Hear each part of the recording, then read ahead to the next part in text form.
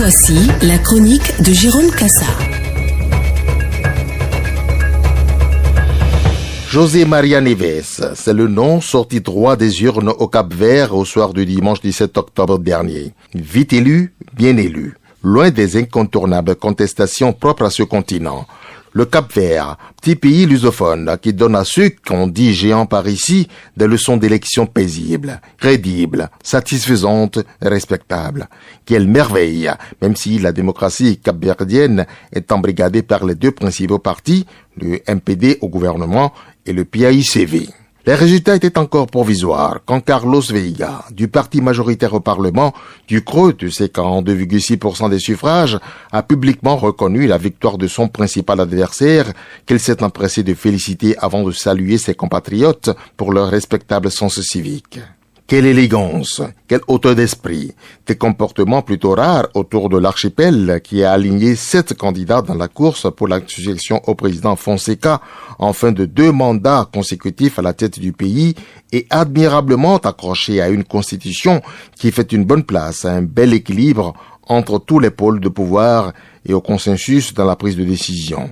Ici, point de super président aux pouvoirs infinis. Pas l'omnipotent, comme on en voit à pâlir de tristesse sur le continent, mais plutôt un régime parlementaire.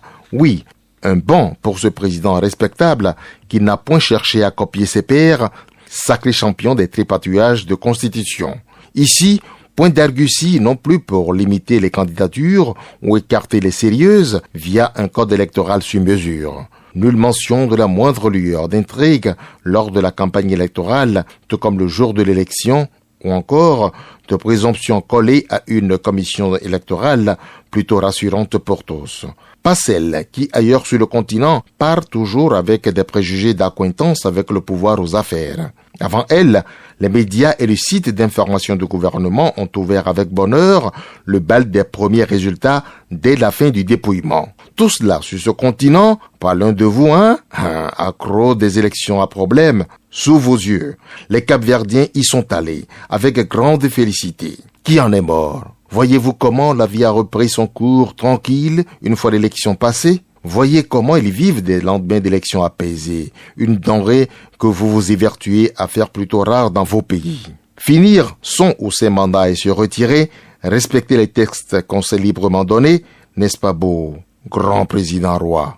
Dites-nous, qu'en ferez-vous comme le petit archipel qui maintient le cap d'une démocratie au vert, porteuse de paix et de développement? L'éthique des acteurs politiques de ce pays, assurément pour vous, une bonne source d'inspiration. Chaudement recommandé.